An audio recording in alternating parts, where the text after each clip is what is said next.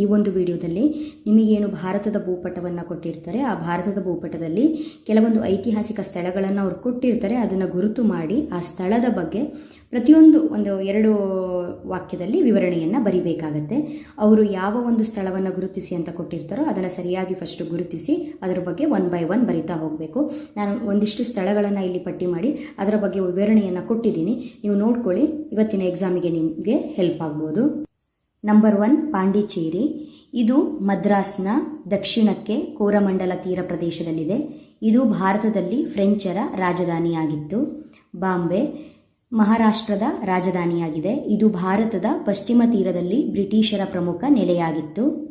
ದೆಹಲಿ ಇದು ಯಮುನಾ ನದಿಯ ದಡದಲ್ಲಿದೆ. ಇದು ದೆಹಲಿ ಸುಲ್ತಾನರ ರಾಜಧಾನಿಯಾಗಿತ್ತು. ಕೆಲಕಾಲ ಮೊಘಲರ ರಾಜಧಾನಿಯೂ ಆಗಿತ್ತು. ಕುತುಬ್ ಮಿನಾರ್, ಕೆಂಪುಕೋಟೆ, ಜಾಮಿ ಮಸೀದಿ ಮುಂತಾದ ಸ್ಮಾರಕಗಳು ದೆಹಲಿಯಲ್ಲಿವೆ. ತಕ್ಷಶಿಲಾ ಇದು ಪಾಕಿಸ್ತಾನದಲ್ಲಿದೆ. ಇದು ಗಾಂಧಾರ ಪ್ರಾಂತ್ಯದ ರಾಜಧಾನಿಯಾಗಿತ್ತು. ತಕ್ಷಶಿಲಾ ವಿಶ್ವವಿದ್ಯಾಲಯವು ಪ್ರಾಚೀನ ಭಾರತದಲ್ಲಿ ಪ್ರಮುಖ ವಿದ್ಯಾಕೇಂದ್ರವಾಗಿತ್ತು. ಕೌಟಿಲ್ಯನು ಈ ವಿಶ್ವವಿದ್ಯಾಲಯದಲ್ಲಿ ಆಚಾರ್ಯನಾಗಿದ್ದನು. ಪಾಟಲಿಪುತ್ರ ಗಂಗಾ ನದಿಯ ದಂಡೆಯ ಮೇಲಿರುವ, ಇದು ಪ್ರಸ್ತುತ ಪಾಟ್ನಾ ಎಂದು ಕರೆಯಲ್ಪಡುತ್ತಿರುವ, ಇದು ಬಿಹಾರ ರಾಜ್ಯದ ರಾಜಧಾನಿಯಾಗಿದೆ. ಮಗಧ ಸಾಮ್ರಾಜ್ಯ ಮೌರ್ಯರು ಮತ್ತು ಗುಪ್ತರ ರಾಜಧಾನಿಯಾಗಿತ್ತು. ಬಾದಾಮಿ ಇದು ಬಾಗಲಕೋಟೆ ಜಿಲ್ಲೆಯಲ್ಲಿದೆ.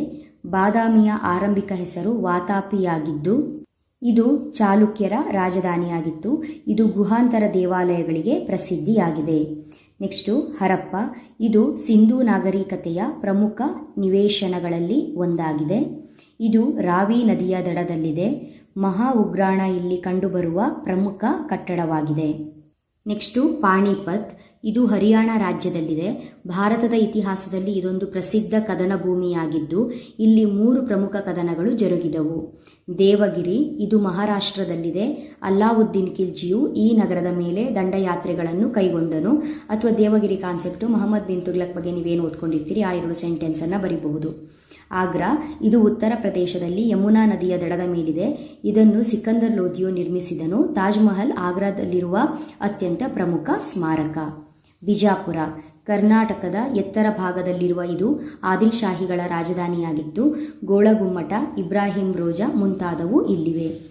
ಮೀರತ್ ಉತ್ತರ ಪ್ರದೇಶ ರಾಜ್ಯದಲ್ಲಿದ್ದು ದೆಹಲಿ ಸಮೀಪವಿದೆ.